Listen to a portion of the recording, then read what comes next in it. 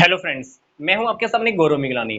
हम पढ़ रहे हैं 12th क्लास की बिजनेस स्टडीज। हमारा चैप्टर कंटिन्यू चल रहा है financial management, financial decisions and financial planning. पीछे वाली दो वीडियोस में हमने दो टॉपिक्स बहुत अच्छे से कवर किए हैं। पहला था फाइनेंशियल मैनेजमेंट, फिर हमने डिस्कस किया था फाइनेंशियल डिसीजंस में से इन्वेस्टमेंट डिसीजन। अब हम डिस्कस करने जा रहे हैं हमारा फाइनेंसिंग डिसीजन। फाइनेंस के डिसीजन को लेकर ये जो डिसीजन होता है हम लेते क्यों हैं। देखो, बिजनेस में हमको जरूरत होती है फाइनेंस की। अब फाइनेंस की जरूरत को पता करने के बाद हम ये देखते हैं कि लॉन्ग टर्म रिसोर्सेज से कितना कितना पैसा आएगा। तो लॉन्ग टर्म रिसोर्सेज से कितना कितना पैसा आएगा, ये जब हम डिसीजन ले रहे होते हैं तो उसी को हम बोलते हैं फाइनेंसिंग डिसीजन। तो फाइनेंसिंग डिसीजन मतलब लॉन्ग टर्म रिसोर्सेज से लेकर डिसीजन। अब लॉन्ग टर्म रिसोर्सेज मतलब ऐसे रिसोर्सेज जहां से हमें काफी लंबे समय के लिए पैसा मिल सकता है। वो कौन से रिसोर्सेज है? Equity share capital, preference share capital, debentures, long term loan.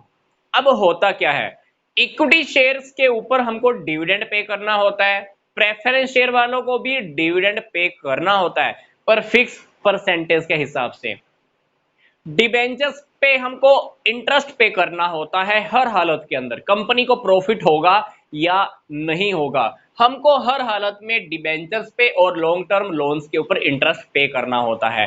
तो कोई भी डिसीजन जो आप फाइनेंस को लेने जा रहे हो तो उससे पहले हमको देख लेना चाहिए कि हमने इक्विटी शेयर होल्डर्स को क्या पे करना है, प्रेफरेंस शेयर होल्डर्स को क्या पे करना है और डिबेंचर्स को जो पे करना है इंटरेस्ट हर हालत में, उन सारी बातों का हमको पहले से ही ध्यान रख लेना चाहिए। तो ये सारी बातें तो होती ही हैं कि ये जो इनको डिविडेंड देना है प्लस इनको इंटरेस्ट देना है, पर इसके अलावा और भी काफी सारे फैक्टर्स होते हैं जो फाइनेंस के डिसीजन को इफेक्ट करते हैं। तो वो कौन से फैक्टर्स हैं जो फाइनेंस के डिसीजन को इफेक्ट करते हैं, तो अब हम वो उसको थोड़ा सा डिटेल में आगे स्टडी कर लेते हैं। पहला है कैश फ्लो। अगर हमारे बिजनेस के अंदर कैश का फ्लो काफी ज्यादा अच्छा है, मतलब हमारे पास हमने जो प्रोजेक्ट लगाया उस प्रोजेक्ट के ऊपर अगर हमको पैसा कंटिन्यू मिल रहा है वापिस, अगर हमारे पास पैसा हमको कंटिन्यू वापस मिल रहा है, पैसा इनफ्लो हो रहा है, इनकम हमको रेगुलर मिल रही है, तो इसका मतलब है कि आप किसी को भी इंटरेस्ट की पेमेंट अच्छे से पे कर पाओगे। टाइम से आप किसी को भी इंटरेस्ट की पेमेंट कर सकते हो। अगर कैश का फ्लो हमारे पास अच्छा हो रहा है, इसका मतलब है कि हम डिबेंचर्स या लॉन्ग टर्म लोन्स इनके थ्रू पैसे की अरेंजमेंट कर सकते हैं।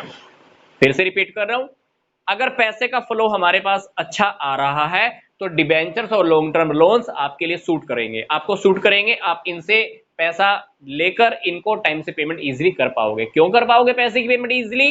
क्योंकि हमको रेगुलर इनकम हो रही है। दूसरी बात है कॉस्ट।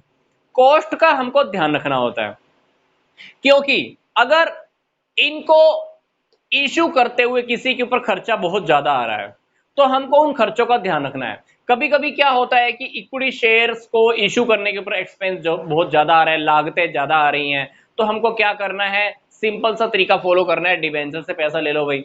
अगर डिबेंचर्स को इशू करने पर ज्यादा पंगा आ रहा है, ज्यादा प्रॉब्लम आ रही है, खर्चा बहुत ज्यादा पड़ रहा है, तो इक्विटी या प्रेफरेंस शेयर होल्डर का फंडा सोल्व हो जाएगा आपका, है ना। बैंक से लोन ले सकते हैं आप थोड़ी सी फॉर्मेलिटीज पूरी करके। तो कॉस्ट मतलब लागतों का भी हमको ध्यान रखना है कि किसी भी रिसोर्स से हम पैसा लेने के टाइम पर उसके ऊपर किसके ऊपर कितनी कितनी कॉस्ट आ रही है, तो कॉस्ट का अपने को बहुत खास तौर पे ध्यान रखना होता है। अगला है रिस्क। अगर बिजनेस में रिस्क बहुत ज्यादा है तो इसका मतलब है कि हो सकता है कि आप टाइम पर लोगों को इंटरेस्ट की पेमेंट ना कर पाओ, तो इस केस में डिबेंचर्स या लॉन्ग टर्म लोन्स से पैसा लेना आपके लिए खतरनाक साबित हो सकता है। तो अगर रिस्क ज्यादा है तो डिबेंचर्स को अवॉइड करो, लॉन्ग टर्म लोन्स को भी अवॉइड करो, इनको आप इशू करो ही मत, ठीक है, रिस्क ज्यादा होने की केस में। नेक्स्ट है हमारा कंट्रोल। कंट्रोल मतलब नियंत्रण।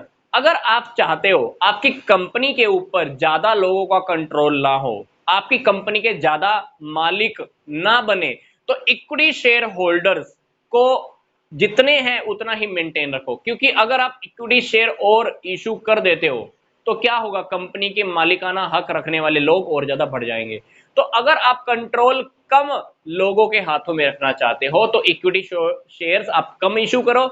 अगर आप अपने बिजनेस को एक्सपेंड करना चाहते हो, बिजनेस के ओनर्स इंक्रीज करना चाहते हो, तो इक्विटी शेयर्स और भी ज्यादा इंक्रीज कर दो, इक्विटी शेयर्स और भी इशू कर दो, ठीक है, ज्यादा इशू कर दो।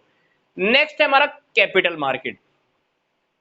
फाइनेंस का डिसीजन लेने से पहले हमको कैपिटल मार्केट में क्या ट्रेंड चल रहा है उसका भी ध्यान रखना चाहिए। लोग क्या खरीदना पसंद कर रहे हैं, equity shares, preference share, debentures, लोग क्या लेना पसंद कर रहे हैं, ये या ये। तो कैपिटल मार्केट को ध्यान में रखकर हमको वही इशू करना चाहिए। नेक्स्ट है हमारा रिटर्न ऑन इन्वेस्टमेंट।